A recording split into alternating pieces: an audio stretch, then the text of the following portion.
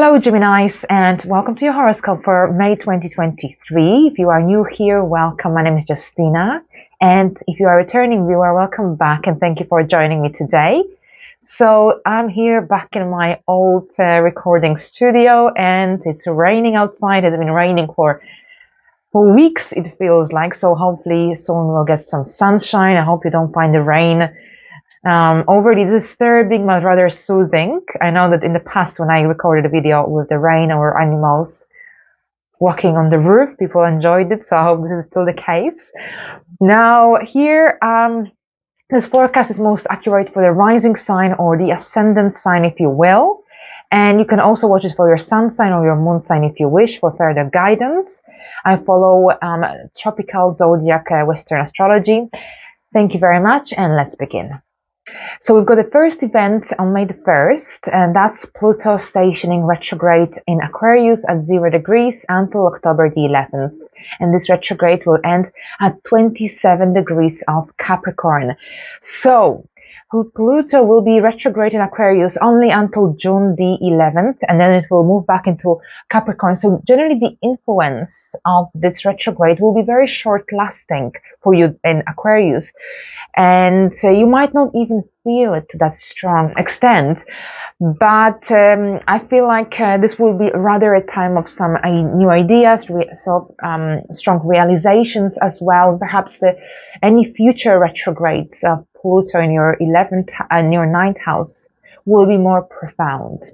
But regardless of that, Pluto retrograde in the 9th house can make you really interested in the universe, in the matters concerning the world, life on Earth, other planets.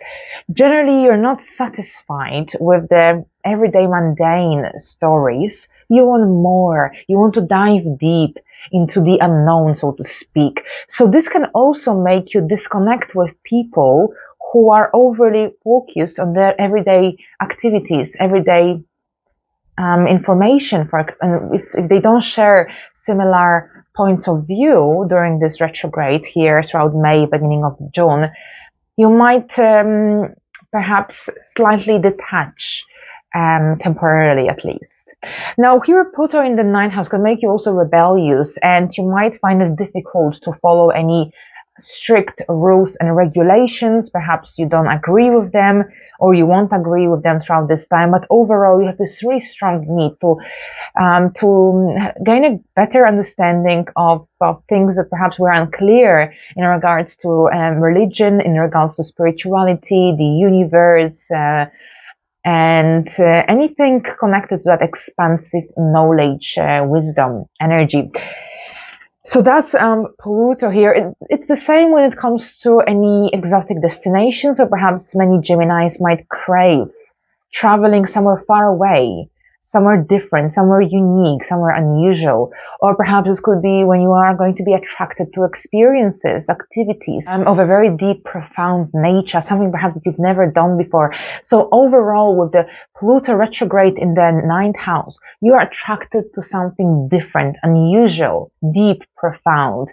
Anything predictable is not going to satisfy you that much. But as I said, this is a short-lasting retrograde, because on the 11th of June, Pluto will retrograde back into the 8th house, into Capricorn, so the energies will shift. You will experience this retrograde on a deeper level in the next few years when Pluto is properly established in Aquarius. But this is just to give you an idea of what you might possibly expect. Now, here on May the 5th, we've got a lunar eclipse in Scorpio at 14 degrees. Scorpio rules your 6th house. And here with Saturn having just recently moved into your 10th house, perhaps many Geminis might have experienced either some setbacks, delays, or even dissatisfaction with their career, with their work, while others might have received increased responsibilities, recognition, depending on your circumstances. But here this full moon lunar eclipse brings a matter connected to your everyday life, everyday routine, work, employment to light. Now, eclipses accelerate the timeline, so you might see that things are moving at a fast pace throughout this eclipse, our eclipses season, because we will have another eclipse just before this eclipse is activated. That will be on the 19th. Well, at the time of watching this video, you might already have lived through that eclipse in Aries, but overall, this solar eclipse will be the second one in this season, in this eclipse season. So a lunar eclipse is like a very, very strong full moon. During a lunar eclipse, things become clear. Often secrets are revealed. Now, this isn't a total eclipse, so perhaps whatever is revealed to you, whatever you figured out, might not be fully clear or perhaps fully understood, especially since your ruler is still retrograde throughout this time. And this can also create a certain degree of confusion, lack of clarity, poor judgment as well. So it wouldn't be a good lunar eclipse for making any major changes or for starting any major projects. Your ruler is retrograde. And also eclipses often, if we start something on an eclipse, it's unlikely to bring instant or satisfying outcomes. Now, the sixth house also deals with anything to do with medical appointments, treatments. So you might also have medical checkups or some major medical checkups at this time. But here again, a lunar eclipse wouldn't be a good time for having a surgery done, because generally an eclipse can, especially a lunar eclipse, can increase bruisings or blood loss. I'm not a medical specialist or astrologer, but here this is basically some basic medical astrology guidance that I can give you here. Now, on a different level here, so basically this eclipse is connected to the eclipses we had now since the late 2021. So this is a development of a story that has already started in the past. So perhaps you are ending a major project at your work, perhaps you are leaving your employment, you're moving into a different career, different company, organization, perhaps you are still figuring out what you want to do, because here Saturn may have also prompted you to take a deeper look at your career outside world and realize whether you are actually satisfied with what you're doing. Because here, as I said, Pluto retrograde in your 9th house might make you interested in things that are of a rather expansive nature. And if your job is overly mundane, predictable even, then you might not find it satisfying anymore. And this lunar eclipse could act as an ending point, and you generally wanting to leave. Now, here again, Mercury is retrograde at this time. So at the same time, if you want to end something, perhaps wait until Mercury is out of its retrograde phase after the 15th of May, because you might have a better clarity, a better idea. What is it that you want to do with your life? Where is it that you're heading with your life as well, especially when Sun also moves into Gemini, leaves your 12th house? Because during Taurus season, you might feel like you want to withdraw, detach. You might have a greater or a stronger need to spend time alone, because that's what the Sun craves in the 12th house. So the Sun needs to recharge its energies because it shares a lot of energy with other people. Or perhaps you might see that people come to you for advice, or they share their problems with you, and that's all right, but that means that you will later have to recharge the energies that you would have lost while perhaps sharing them with other people. All right, so here that's the lunar eclipse in Scorpio. So yes, endings connected to your work, your everyday life, greater perhaps even focus that you may kind of give into your routine or any habits, sleeping pattern. Perhaps your sleeping pattern might be slightly disturbed with all the planets transiting your 12th house. So perhaps I feel like you will need quite a lot of rest around this lunar eclipse, or perhaps you might want to really enjoy or get involved in some activities that could increase your sense of joy and happiness. Now, on the 7th of May, we've got the Venus moving into Cancer until June the 5th. Venus in Cancer feels really, really strong. This is your 2nd house. So with Venus in the 2nd house, there's often a need for spending money on things of value, beauty, creativity. And perhaps you might be attracted to also some expensive objects, jewelry, even makeup, clothes, clothing. So here there is this also stimulation for money spending. So we will have to watch your budget, especially since Mars is still here until the 20th of May. So perhaps in the first 13 days of Venus transit here. So I feel like between the 7th of May until the 20th of May, you will have a lot of outgoings. And this could be as a result of either, well, holiday expenses, your children, even because the fifth house is ruled by Venus, but also perhaps things that generally activities that perhaps help you to relax and enjoy life. So you might be spending money on these, but with Mars and Venus in your second house, there are usually quite a lot of outgoings. Your taste might be more expensive. Perhaps you might want to indulge. So it's definitely a good idea to watch your budget here. Even it doesn't mean that you can't spend any money, but perhaps keep in mind these dates because your taste might change and you might be really craving some new activities, new objects, new items, and at some point you might realize that perhaps not all the purchases were mindful, especially since Mercury is still retrograde until the 15th.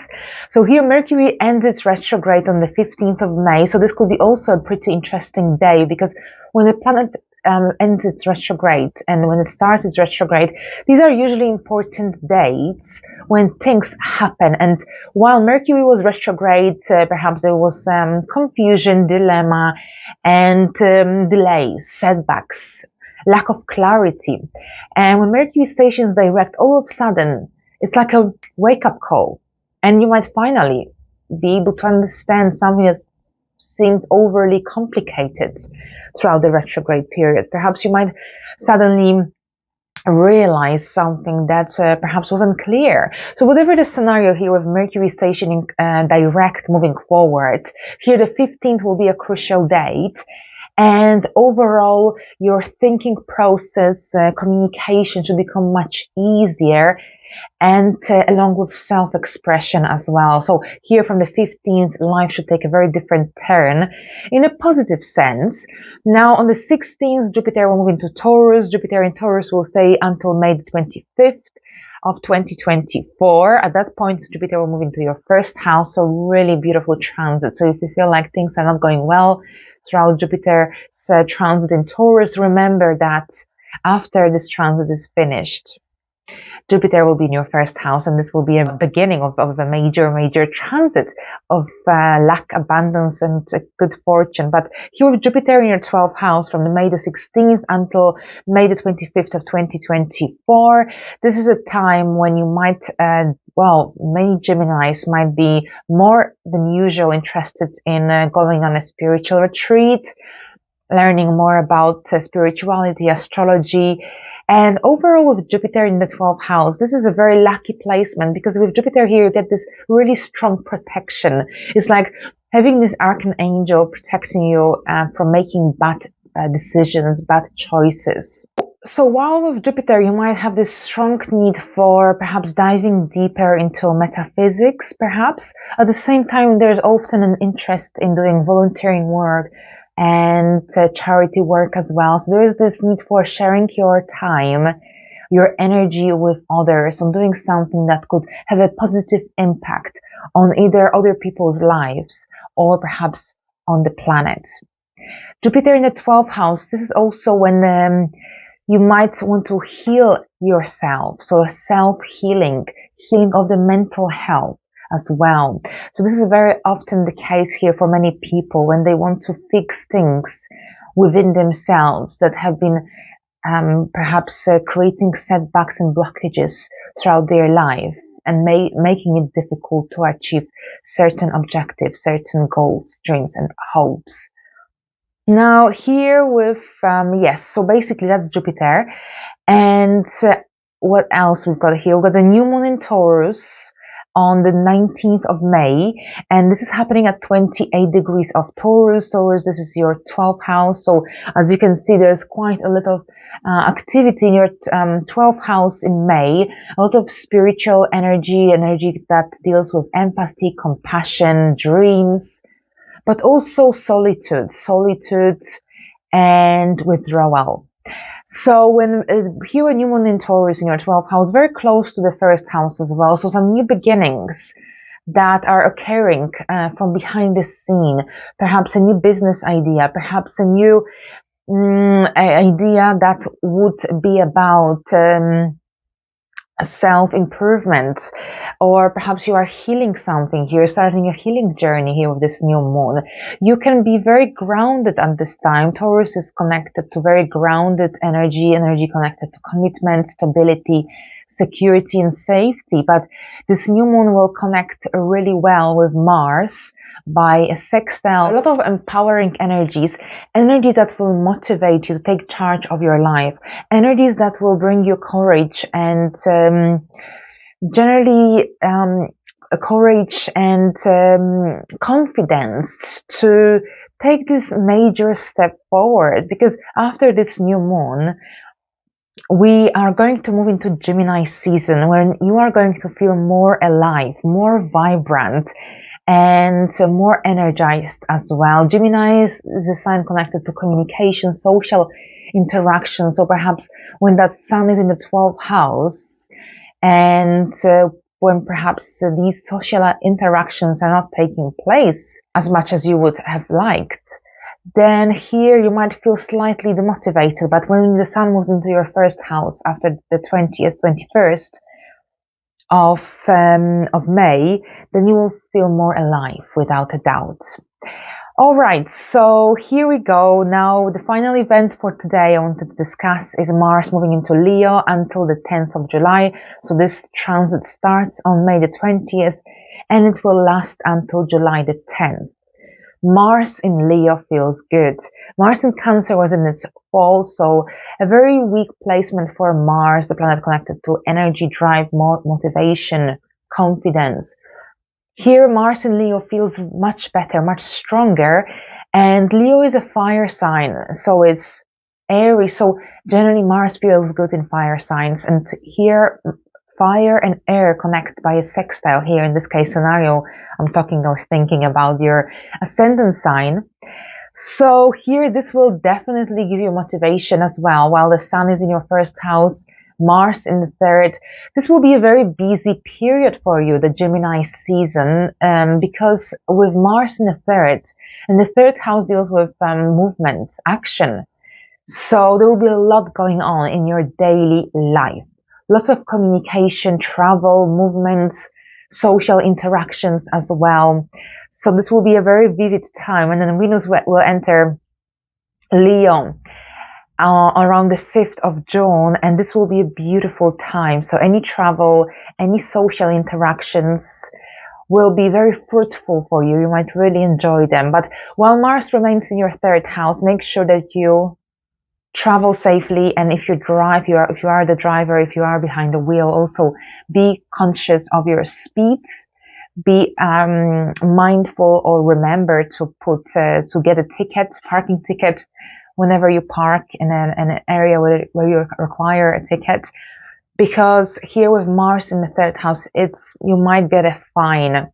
There is a greater likelihood to get a fine when Mars is in the third than when Mars is in the 11th, for example. All right, I think that's what I've got for you today. So here we go. Thank you very much, and I wish you a pleasant May, and until the next time, bye for now.